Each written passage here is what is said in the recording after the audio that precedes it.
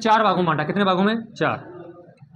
जन्म, विवाह, मृत्यु और अन्य।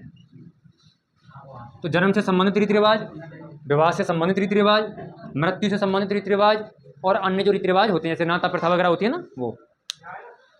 ठीक है। तो देखो जन्म से संबंधित रीति रिवाजों की बात करें तो कितने होते हैं? ये 16 संस्कार भी होते हैं, है ना। 16 रीति रिवाज, या मैं कह दूं कि क्या है 16 संस्कार। ये किससे संबंधित हैं? जन्म से संबंधित हैं। और 16 श्रृंगार भी होता है जो औरतें करती हैं। तो जन्म से संबंधित कितने होते हैं? 16। तो अपने को जो हेडिंग डालनी है वो डालनी है जन्म से संबंधित रीति रिवाज। वही है, उसी में आ जाएंगे सब। जन्म से पहले, जन्म लेगो, जब तक कुआ पूजेगो, सब हो जाएगा इसमें, टेंशन होता है। तो लिखो भाई पहला है इसमें गर्भाधान। कौन सा है? जन्म से संबंधित पहला है गर्भाधान। गर्भाधान क्या होता है? जब स्त्री गर्भवती होती है तो उस टाइम जो उत्सव मनाया जाता है उसको बोलते हैं गर्भाधान। दान है वो, दान नहीं है।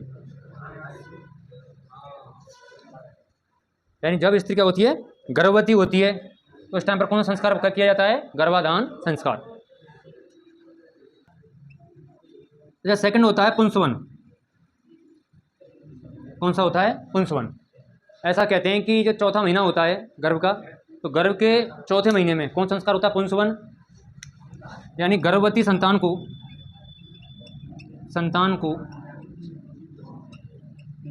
पुत्र रूप में प्राप्त करने के लिए,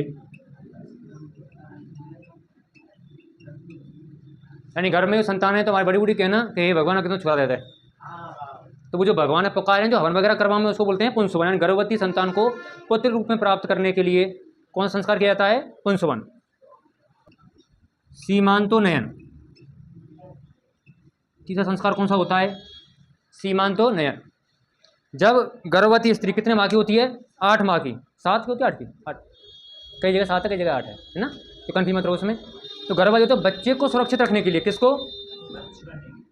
बच्चे को। यानी जो अभी बच्चा कहाँ गर्भ में ही है तो बच्चे को सुरक्षित रखने के लिए कौन सा संस्कार होता है? सीमांतोन्नयन। और मारवाड़ में क्या बोलते हैं इसको? अग्रणी। मारवाड़ में संस्कार क्या कहते हैं? अग्रणी। संस्कार होता है चौथा जात कर्म।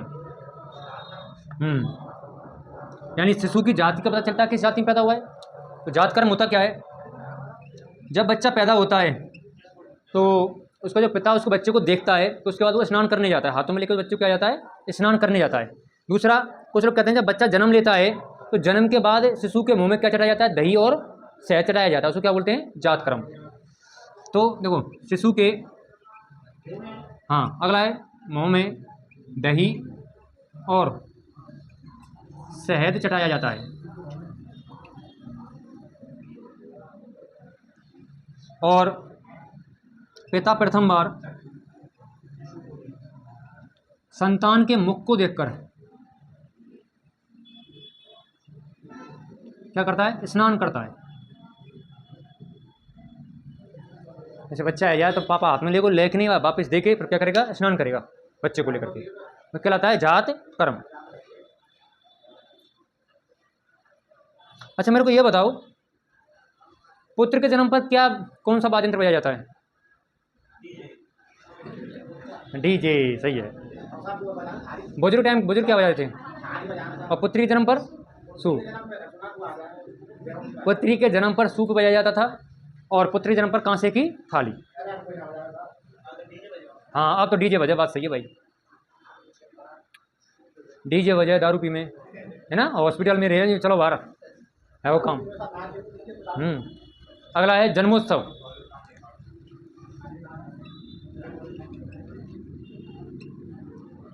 जन्मोत्सव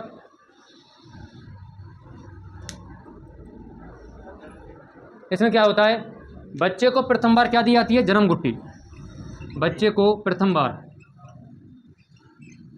जन्म गुट्टी तुम सबने पी होगी, 555, 112 साल की बुढ़िया की गुट्टी आती थी ना पहले। कि बुजुर्ग कौन पिलाता है? घर की जो सबसे बुजुर्ग औरत रहेगी वो पिलाएगी उनको। इसके बाद इसी में क्या, बुजुर्ग महिलाओं द्वारा,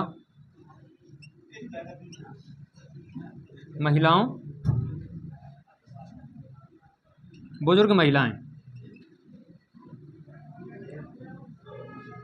जच्चा ओलर नामक गीत गाती हैं। जच्चा ओलर नामक गीत गाती हैं।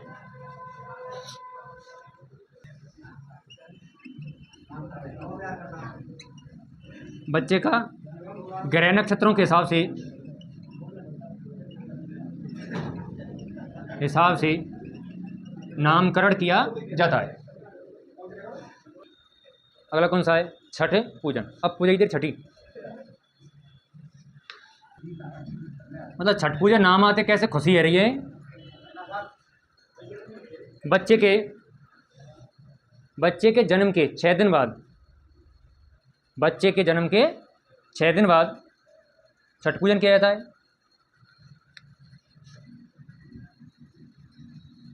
ऐसा माना जाता है कि विधाता बच्चे के जन्म के 6वें दिन बच्चे का भाग्य लिखता है। बच्चे क्या लिखता है? भाग्य लिखता है। आख्या या सांतिया, आख्या या सांतिया। ये कब होता है? जन्म के 8वें दिन।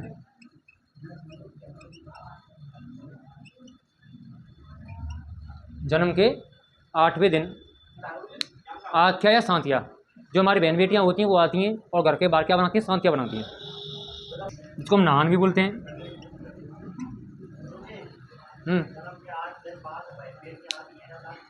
देखो, जच्चा एवं बच्चा का प्रथम स्नान।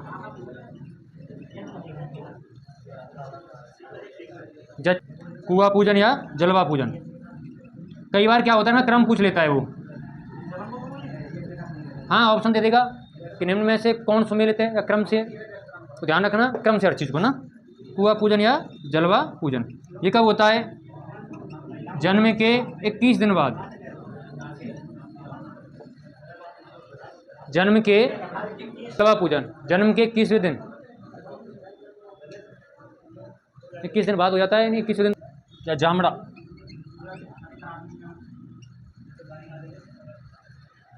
इसमें क्या होता है? बच्चे के ननिहाल पक्ष के लोग, नंसारिया ना, बच्चे के ननिहाल पक्ष के लोग बच्चे के घर वालों के लिए मिठाई वगैरह वो चीज़ लेके आते हैं। और जो जच्चा होती है यानी जो औरत होती है उसके लिए क्या लेकर आते हैं? वो पीली ओढ़नी। जच्चा के लिए क्या लाते हैं? पीली ओढ़नी, जिसको क्या बोलते हैं? पोमचा। ननिहाल पक्ष के लोगों के द्वारा घर पर मिठाई वगैरह लेके आते हैं और साथ में जच्चा के लिए पीली ओढ़नी, जिसको क्या बोलते हैं? पोमचा। अगर देखो ढूंढ, बच्चे के जन्म के बाद प्रथम होली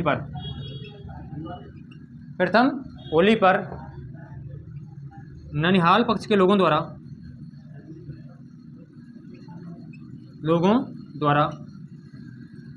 मिठाई, वस्त्र आदि भेजे जाते हैं। क्या कहलाता है? ढूंढ। और कब जाएंगे ढूंढ? कब जाएगा? होली के दिन, ध्यान रखना इसको। निष्क्रमण। निष्क्रमण क्या होता है?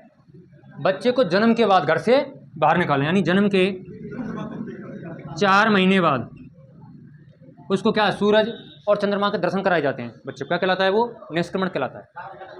नहीं, 4 महीने तक बच्चे को निकाल नहीं था घर से बाहर। 4 महीने का जब हो जाएगा तो उसको दिन निकालेंगे, सुबह सूर्य के दर्शन कराएंगे और रात्रि को चांद के दर्शन कराएंगे। अन्य प्राशन,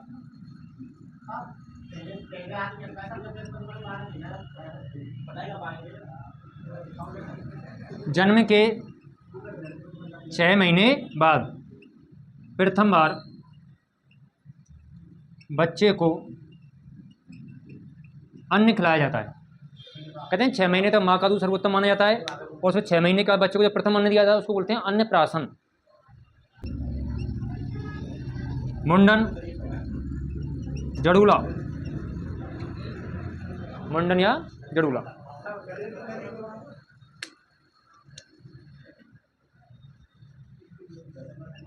देवी देवता के सामने, देवी देवता के सामने प्रथम, या तो प्रथम वर्ष और या फिर तीसरे वर्ष बच्चे का जो मुंडन कराया जाता है उसको क्या बोलते हैं? मुंडन या जड़ूला बोलते हैं। ठीक है, कई जगह इसको क्या बोलते हैं? चूड़ाकर्म भी बोलते हैं इसको। लिख लेना यहाँ पर, चूड़ाकर्म आ जाए तो चूड़ाकर्म, हाँ चूड़ाकर्म बोल दो, जड़ूला बोल दो, मुंडन बोल दो, है ना, लटरिया बोल दो। जैसे विद्या आरंभ है, कर्ण वेदन है, यज्ञोपवीत है। ठीक है, तो 2-3 रह गए ना, कराएंगे कल।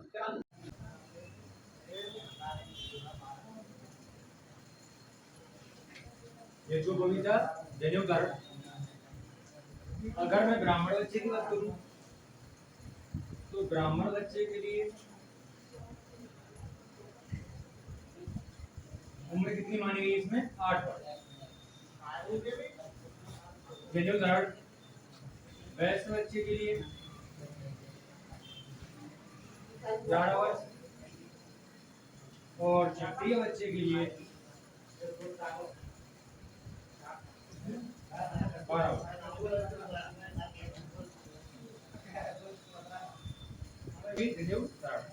अगर कहें कि जनेऊधारण का सबसे अच्छा दिन जो माना जाता है वो माना जाता है रक्षाबंधन।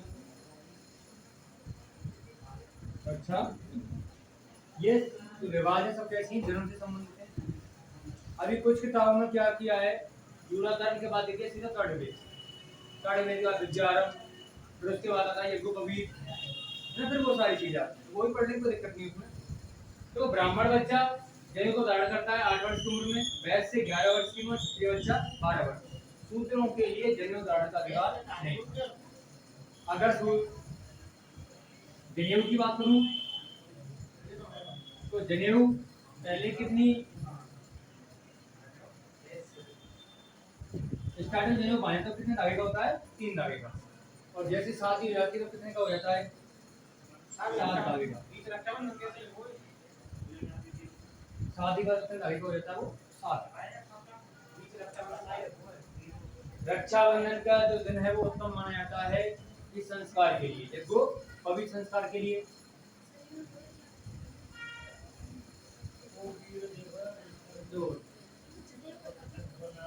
जनेऊ आपने देखा होगा ब्राह्मणों को जैसे धागा होता है ना, जैसे इधर की तरफ बांधो उसको बोलते हैं जनेऊ।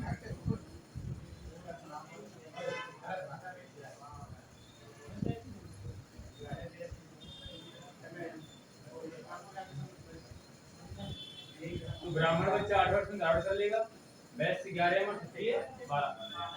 शूद्र बच्चा धारण नहीं करेगा, शूद्रों के लिए अधिकार नहीं था, ऐसा कहते हैं।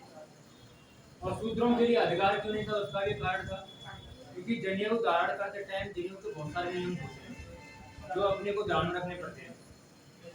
यदि आप वॉशरूम जाओगे तो कान पे बांधना पड़ता है उसको, जमीन का टच नहीं होना चाहिए जनेऊ। फिर एक बार आप किसी की मौत में चले गई किसी की में, तो आपको जनेऊ चेंज करना पड़ेगा, आपको उसका हवन करना पड़ेगा।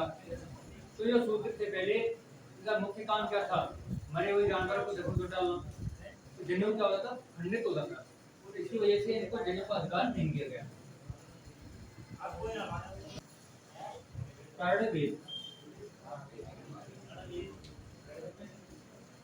कर्णवेद क्या होता है?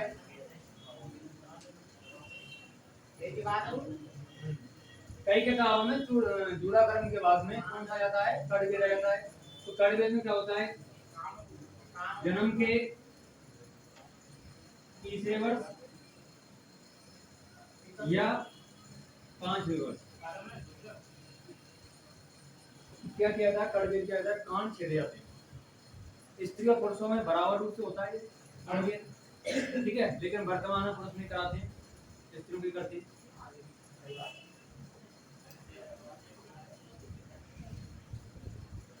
इसके बाद में आता है विद्या आरंभ।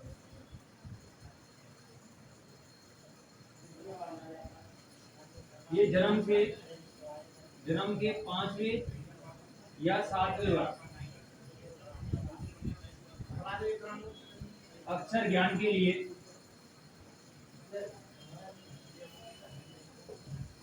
विद्यारंभ कब से प्रारंभ होता है? जन्म के 5वें वर्ष या 7वें वर्ष। अक्षर ज्ञान के लिए बच्चों के 5 से 7 वर्ष इम्पोर्टेंट है क्या?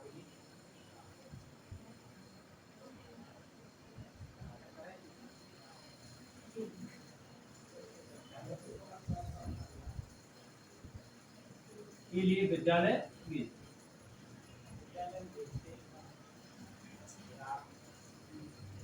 और इसके बाद डाला है उन्होंने कौन सा? यज्ञोपवीत। तो किताबें कहती है कि विद्यारंभ के बाद क्या होता है? यज्ञोपवीत होता है। वही जो मैंने अभी बताया था, उसमें बस एक लाइन बढ़ा लेना। जब बच्चे का यज्ञोपवीत संस्कार होता है,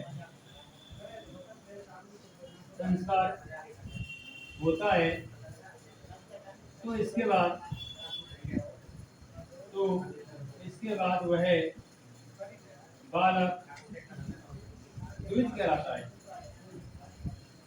द्विज कहलाता है। द्विज का मतलब होता है कि दूसरा जन्म। जैसे बच्चे क्या होगा, यज्ञोपवीत होगा, कहते हैं कि वो जन्म के नए जीवन में या जीवन का दूसरा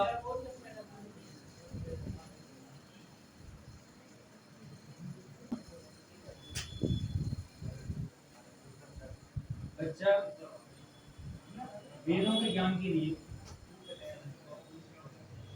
के लिए गुरु के पास जाता है। जैसे यज्ञोपवीत हुआ तो कहाँ जाएगा बच्चा? सीधा गुरु के पास जाएगा, इसके लिए शिक्षा ग्रहण करने के लिए। कौन सा वाला? वेदारंभ। ये यज्ञोपवीत जनेऊ वाला है। इसके बाद आता है केशांत या गोधन। केशांत या गोदान।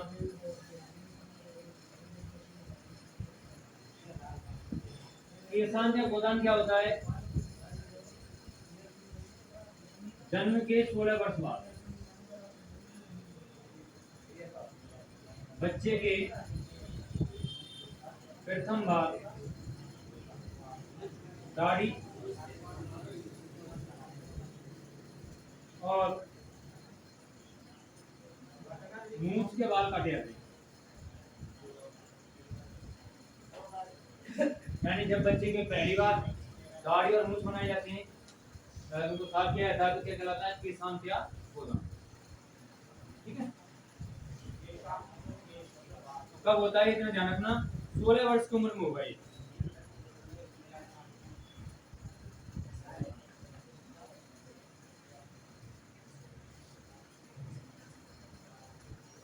समावर्तन ये क्या होता है? बच्चा गुरुकुल से शिक्षा ग्रहण कर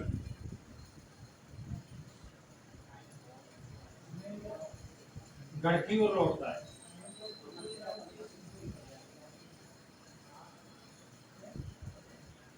मतलब बच्चे ने विद्यारंभ गया था, क्या 11 साल की उम्र में गया था, और वहां जाकर उसने शिक्षा ग्रहण की, और शिक्षा ग्रहण करने के बाद वो वापस गुरुकुल से अपनी पूरी शिक्षा ग्रहण करने वाले वापस आता है, उसको बोलते हैं समावर्तन।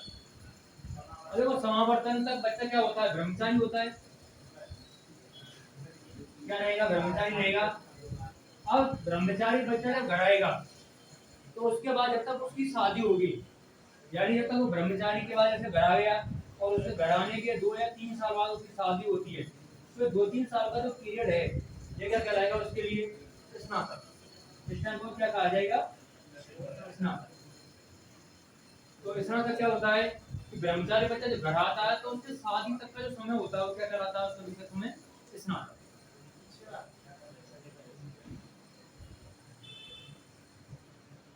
और उसके बाद क्या होगा? विवाह होगा। अब ब्रह्मचारी गृहस्थाश्रम में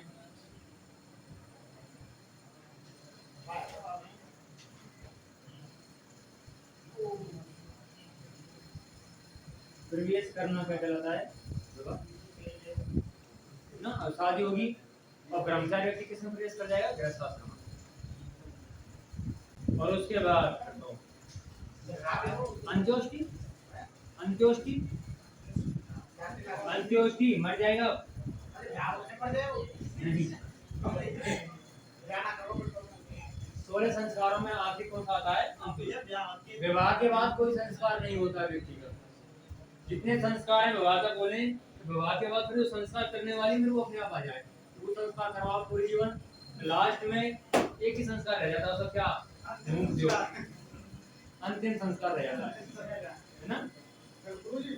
और अंतिम जीवन का अंतिम संस्कार क्या है? देखो भाई, हम क्या बोलते हैं इसको? अंतिम संस्कार। अंतिम संस्कार का मतलब कुछ अलग समझ लीजिए। अंतिम संस्कार का मतलब कुछ अलग समझते थे, लेकिन अंतिम संस्कार का मतलब ये होता है यहाँ तक कितने हो जाते हैं? 15 हो जाते हैं। 16वां संस्कार कौन सा है? अंत्योष्टि। इसको क्या बोलेंगे? अंतिम संस्कार। बोलने की तो सही है, लेकिन अंतिम संस्कार हमका समझने का स्वाहा है वो पूरा स्वाहा नहीं। 16वां संस्कार ये होता है, इसको क्या बोलते हैं? अंतिम संस्कार। ठीक है, तो जीवन का अंतिम संस्कार क्या कहलाता है? अंत्योष्टि। ठीक है, देखो संबंध कौन तय करता है? माता पिता या कोई निकटतम संबंधी। पहले के टाइम पर संबंध कौन तय करवाते थे? नाई, नाई तय करवाते थे। और नाई के संबंध तय करा हुआ आप सबने देखा होगा कालिदास वाला। ऐसा संबंध तय करो कालिदास को। कोई राजकुमारी थी, बहाने साहब नाई परेशान कर रखो अपने, तो मेरे जो 3 सवाल उनका आंसर देखो वही मेरा पति होगा। नाई बेचारा के साल से घूमता परेशान, नाई का दिमाग खराब है। लास्ट में तो नाई ने क्या किया? कालिदास मिला हुआ है, तो नाई जा रहा दोपहर में निकल के कहीं पे, तो ऐसा कहते हैं जब कालिदास जिस डाल पे बैठा था उसको काटा था, नाई ने गुस्से में वही को संबंध तय कर दिया, तेरे संबंध है तू आ जी। कान किया राजकुमारी भाई ज्यादा परेशान कर रखी, भाई संबंध तय हो गया उसका। कालिदास जाता है, राजकुमारी सारे में क्वेश्चन पूछे, कालिदास उल्टी सारे बोले, अब कहना अल्लाह मेहरबान तो बता पहलवान। कालिदास जी का तुक्का लग जाए, स्मार्ट पेपर में लग जाए कई बार एक दो तुक्का, तो भाई साहब को जाती शादी। ऐसा कहते हैं कि जब फर्स्ट नाइट जब होती है तो ऊँट निकल के जा रहे थे, तो कालिदास बोल रहा था पोस्टर पोस्टर, कालिदास ऊँटों को बोल रहा था पोस्टर। हाँ, तो राजकुमारी समझ गई कि भाई ये तो निखालस गधा आदमी है ना। तो भाई साहब फिर उसके बाद उसको कालिदास छोड़ देते कि जब तू ज्ञानी हो जाता आना। कालिदास नहीं, कालिदास अपनी पत्नी के पास आता था, वो कहती है कि तूने क्या ज्ञान प्राप्त किया? बस तूने ज्ञान ही तो अपने आप को ज्ञानी कहता है, ज्ञान प्राप्त करके फिर उसी जगह पर आ गया। जब तू ज्ञानी होता तो तू औरत रूपी जाल में या संसार रूपी जाल में कोई फंसता ही नहीं, कहां से ज्ञानी हो गया? कालिदास का दिमाग खराब हो जाए कि यार यहाँ के चक्कर में इतने साल ज्ञान प्राप्त करो, बाद में फिर ऐसी बात कर दे कालिदास छोड़ चला जाता है। पता छोड़ चले होने से फिर क्या होता है? कुंडलियों को मिलाया जाता है। क्या मिलाया जाता है? कुंडलियों को मिलाया जाता है। देखे जाते हैं कि भाई 36 के 36 गोल मिल रहे हैं, का नाम मिल रहे हैं, 7 के 37 तो ना है ना। देखो सगाई में क्या होता है? वधू पक्ष के द्वारा, वधू पक्ष के द्वारा वर पक्ष को 1 रुपए और नारियल दिया जाता है। 1 रुपए क्या दिया जाएगा? इनको नारियल दिया जाएगा। इसको क्या बोलेंगे? संबंधी सॉरी संबंधी सगाई, इसको क्या बोलेंगे? सगाई। 1 रुपए और नारियल देते हैं, इससे क्या होती है? सगाई हो जाती है। बागड़ क्षेत्र में इसको क्या बोला जाता है? सगाई को बागड़ में से सगपण कहा जाता है। सगपण, सगपण कहा जाता है। तो बागड़ क्षेत्र में क्या बोलते हैं इसको? सगाई को सगपण। ये तो राजपूतों में क्या होता है? दस्तूर होता है। राजपूतों में क्या होता है? अमल दस्तूर। अमल दस्तूर क्या होता है? इनको अमल पिलाया जाता है, अफीम पिलाई जाती है। जो वहां पे सगाई करने आते हैं ना, तो उनको अमृत पिलाया जाता है, इसको क्या बोलते हैं? दस्तूर। अगली रस्म कौन सी होती है? सिंजारी। और सिंजारी क्या होती है? श्रावण कृष्ण तृतीया को, श्रावण कृष्ण तृतीया को वर पक्ष के द्वारा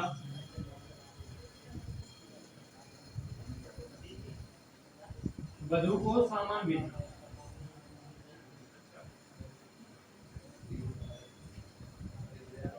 सामान भेजते ना तो इसको चलो, इसमें क्या होता है, वर पक्ष के द्वारा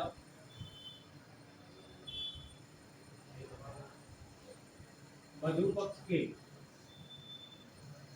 घर वालों के द्वारा वो मिठाई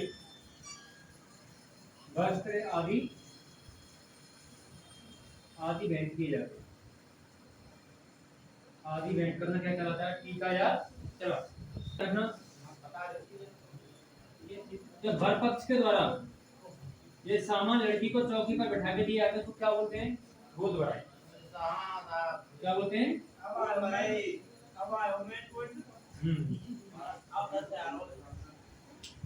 क्या होती है, गोद भराई।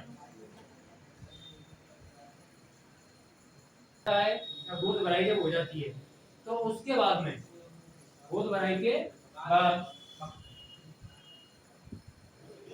भराई के बाद वर पक्ष द्वारा वधु को तीज, गणगौर आदि त्योहारों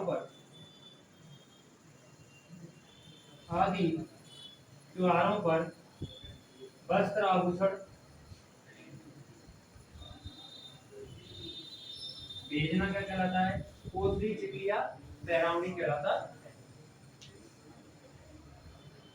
पर होता है और गणगौर के टाइम होता है।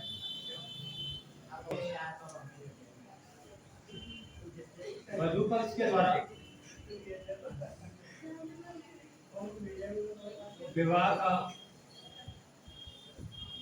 विवाह की तारीख निकलवाकर वर पक्ष के घर भिजवाना। ये जो एक कागज होता है पूरा उसका कार्यक्रम लिखा होता है और हल्दी से तो क्या होती है, पूरा हल्दी की होती है, इसे तो क्या बोलते हैं, पीली चिट्ठी या लग्न पत्रिका। यानी सगे संबंधियों को विवाह के कार्यक्रम को, सगे संबंधियों को विवाह का कार्यक्रम कर भिजवाना। क्या बोलते हैं अपने इसको, कार्ड बोलते हैं, न्योता बोलते हैं, कार्ड बोलते हैं, ठीक है। अच्छा एक चीज याद रखना, जो प्रथम पत्रिका होती है वो गणेश जी को पढ़कर सुनाई जाती है, गणेश जी को पढ़कर सुनाई जाती है, क्योंकि विघ्नहर्ता कौन माने जाते हैं, हिंदू धर्म में गणेश जी माने जाते हैं। प्रथम जो पत्रिका होती है, पहला जो कार्ड होता है किसको सुनाया जाता है, गणेश जी, भगवान गणेश जी का ये सिस्टम है अपना, ये प्रोग्राम है वही वाला ना। क्रिएटिव विनायक, ये क्या होता है, तो विवाह के अवसर पर जो गणेश जी की मूर्ति बनाई जाती है ना, वो क्या बोलते हैं, क्रिएटिव विनायक। विवाह के अवसर पर बनाई जाने वाली, अवसर पर बनाई जाने वाली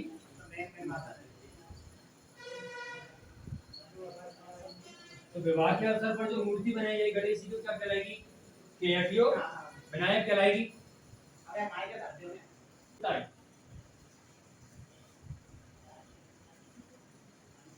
ये क्या होता है, मुहूर्त के अनुसार दर्जी द्वारा वर वधू के वस्त्रों का नाप लेना।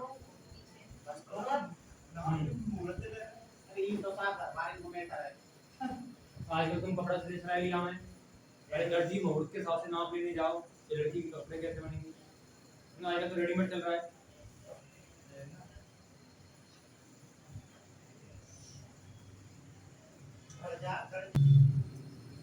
छाप, विवाह के लिए नाई को क्या दिया जाता है? दस्तूर दिया जाता है। विवाह के लिए नाई को दस्तूर प्रदान करते हैं। तो नाइयों से कुछ पैसे दिए जाते हैं, कुछ नेक दिया जाता है, क्या कहलाता है? छात्र कहलाता है। एग्जामिनर को पता है कि इनके बारे में तुम खूब जानते हो, तो कोई दिक्कत नहीं है, तो आपको फंसाएगा कान पर, आपको फंसाएगा वो क्रम में, क्रम देगा वो आपको कि इनमें से सही क्रम कौन सा है। ठीक है। इसके बाद आता है बांध बिठाना।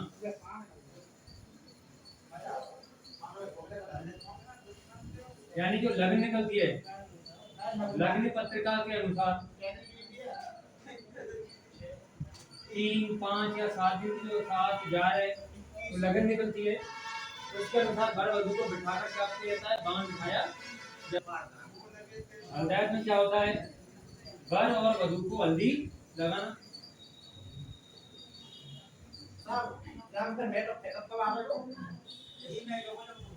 ये आगे में तो वो हमारे संस्कारों में शामिल नहीं है। ये तो आजकल की नवीन प्रजाति सुहागन स्त्रियों द्वारा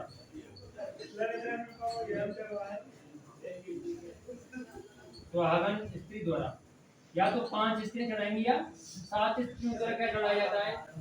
वधु को तेल चढ़ाया जाता है। और आपको एक बार पता है कि तेल सिर्फ किसको चढ़ता है? कुंवारी कन्या को। जिसकी पहले से शादी होती है तो दोबारा तेल नहीं चढ़ता है, और इसके संबंध द्वार प्रचलित है। तिरिया तेल हमली रट चढ़े ना दूसरी बात। यज्ञ वेदी, यज्ञ वेदी क्या होता है? हवन कुंड होता है ना। गणेश जी की प्रतिमा होती है, सारे मांगलिक कार्य यहीं पर किए जाते हैं, दीपक जला के रखा जाता है यज्ञ वेदी पर।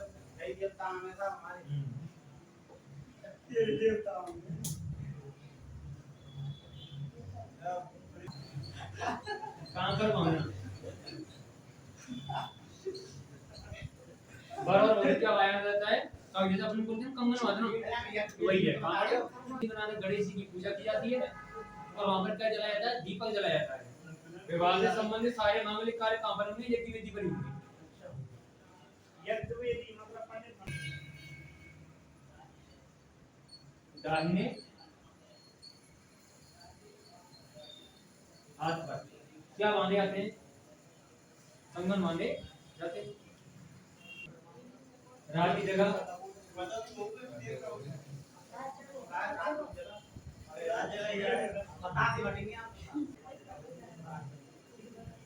वधू के घर से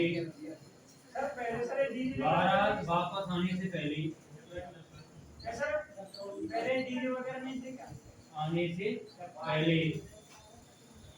पहली रात्रि को आने से पहले पहली रात्रि को क्या होता है? रात जगह होता है। कुकड़ी का गीत, यानी जैसे दिन निकलने वाला होता है, रात जगह का जब लास्ट स्टेप होता है ना, तो रात की जगह की समाप्ति से पूर्व कौन सा गीत गाया जाता है? कुकड़ी का गीत गाया जाता है। और कुकड़ी की रस्म वो अलग होती है, आदिवासी होती है ना, चारित्रिक परीक्षा देने के लिए कुकड़ी की रस्म वो चीज अलग होती है, और एक कुकड़ी का गीत है। रोड़ी या थपड़ी पूजन,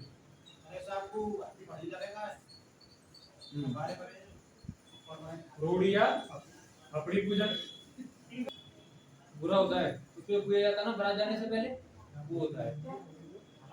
इसको बारात जाने से पूर्व वर वधू यानी वर पक्ष के द्वारा वधू पक्ष दोनों अलग अलग रहेंगे कि घर वालों द्वारा कचरे वाले स्थान का पूजन करना। अपने क्या बोलते हैं? बुरा पूजन बोलते हैं इसको, यहाँ पर क्या बोलते हैं? रोड़ी या थपड़ी। इसके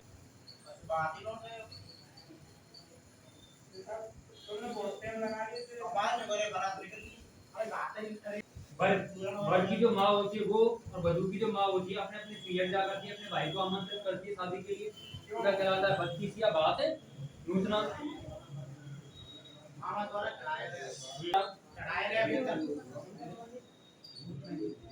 वधु की माँ के लिए, वधु की माँ के लिए लाई चुनरी क्या कहलाती है? बाला चुनरी क्या कहलाती है? बाला चुनरी। और जो वधु के लिए लाते हैं उसको बोलते हैं कंवर जोड़। वधु के लिए लाई गई चुनरी क्या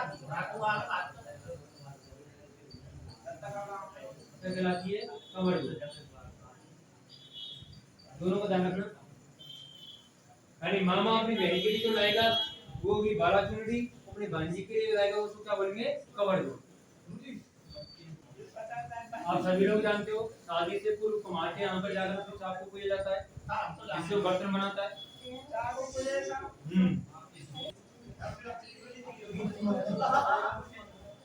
वर को बारातियों के बीच बैठाकर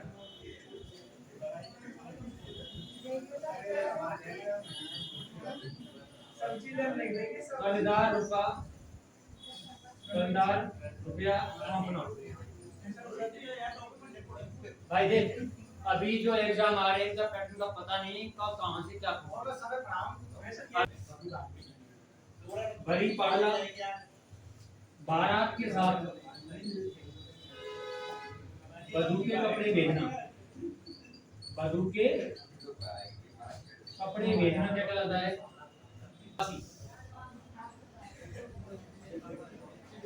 बताओ भैया निकासी।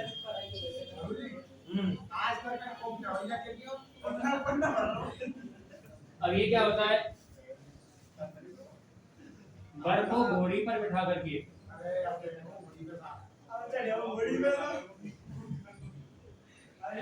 मामा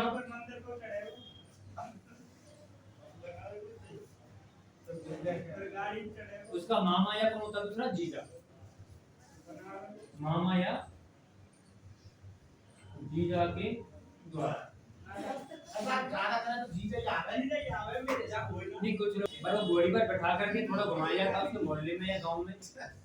उसके लिए माता जो होती है, वर की जो माँ होती है, वो घोड़ी के लिए क्या खिलाती है? चने की दाल खिलाती है, उसका पूजन करते हैं घोड़ी का। उन दिया की रस्म बस बैठ गाड़ी में या घोड़िया। जब बारात चली जाती है, हाँ भाई, बारात के जाने के बाद वर पक्ष की औरतों के द्वारा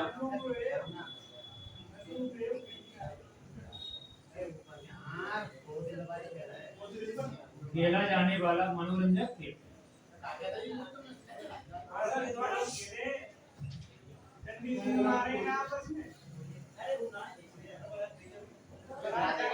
और इस टाइम कौन सा धुआ चलता है?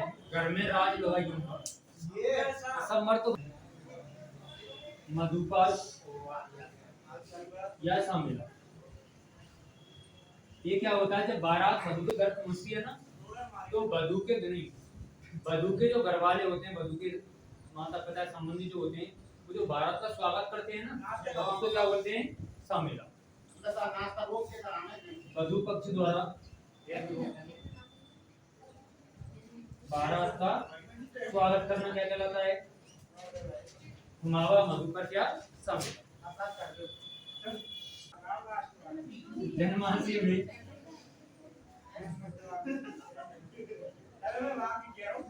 वधू पक्ष की महिलाओं के द्वारा गाए जाने वाले गीत।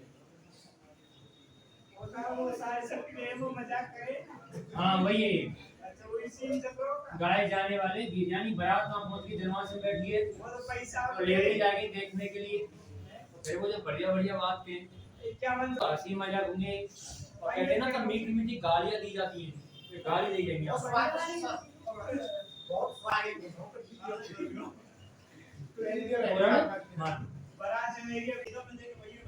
जेबड़ो क्या होता है?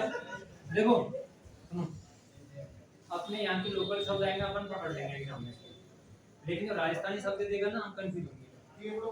तो जेबड़ो क्या होता है? वधु की माता पिता द्वारा, वधु की माता द्वारा वर को आंचल में लेकर दुलारना।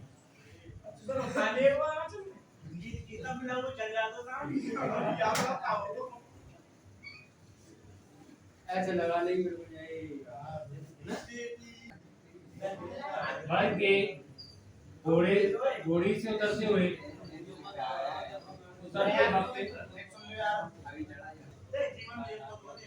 माता द्वारा दही या सरसों से तिलक करना क्या कहलाता है? दही देना। जैसे वो घोड़ी से नीचे उतरेगा तो वधु की जो माता है क्या करेगी? तिलक करेगी किसका? वर का। उसके बाद होगी जाला मेला की आरती, जाला मेला की आरती। इसमें क्या होगा? वधु की माता आरती करेगी वर की तिलक लगा के, नहीं वधु की माता के द्वारा, वधु की माता के द्वारा वर की आरती करना।